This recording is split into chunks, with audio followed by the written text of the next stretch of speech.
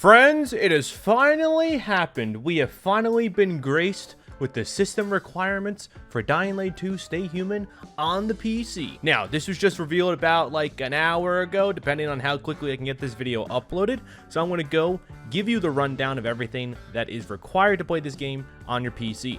I'll give you both the minimum requirements, the recommended requirements, and both of that for also ray tracing as well. So starting out with the minimum requirements, so the absolute bare bones minimum that you need in order to even consider launching this game onto your PC in full HD at 30 FPS in the low quality.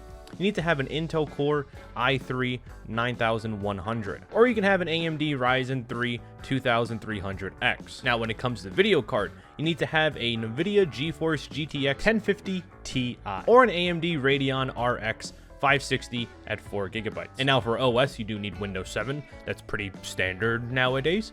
And then for RAM, 8 GB, and available system storage is 60 GB. Now, that's a big one, because that kind of confirms to us what the file size for Dying Light 2 Stay Human is. It's going to be at least 60 GB on PC. Whether or not this file size stays the same for Xbox and PlayStation, we currently do not know. I do know that apparently a while back, it got leaked off of a Twitter account saying that the game will be around 25 GB. There's no confirmation at all behind that, but if it is, you can probably expect a lengthy and hefty day one patch coming for you. And now with ray tracing off, your recommended requirements for quality high at 60 FPS is an Intel Core i5 8600K or an AMD Ryzen 5 3600X. As for your video card, it's a NVIDIA RTX 2060 or an AMD RX Vega 56.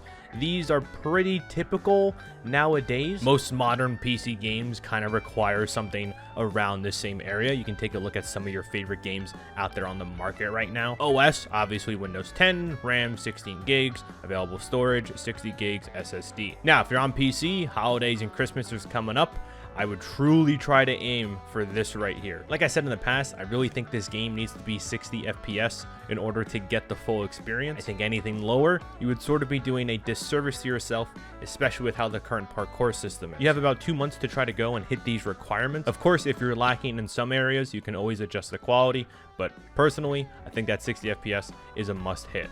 And then, of course, if you want to go and break your wallet, you can go to the ray tracing on. These are the minimum requirements for 30 FPS on low ray tracing. You have an Intel Core i5 and then an AMD Ryzen 5 3600X. Then the graphics card is slightly better, NVIDIA RTX 2070, Windows 10, 16 gigs, 60 SSD. That's kind of all standard right here. This whole bottom row doesn't really change aside from when you're looking at the absolute minimum requirements. And then what your boy is going for with ray tracing on at 60 FPS high ray tracing, you need an Intel i5 or an AMD Ryzen 7 3700X. It's recommended to have a NVIDIA RTX 3080 10 gigs, Windows 10, 16 gigs, 60 SSD. It'll be interesting to see how this plays out. I'm currently at a 3070, and I think if I go in and adjust some certain settings, I should be able to go and hit the recommended requirements. But yeah, everybody, those are the system requirements for Dying Light 2.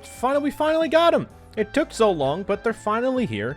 And go down below in the comments and let me know if you can hit them. Where are you at? Are you on the minimum requirements? Do you reach the recommended? Are you going for ray tracing on or off? Let me know. I'd be happy to hear it. With all that said, thank you guys so much for watching. I truly do appreciate every single one of you. I have another video up on Sunday, and then one on Tuesday, and of course one on Thursday as well. But with all that said, be sure to check out this video right here. And with all that said, I'll see you soon. Bye-bye.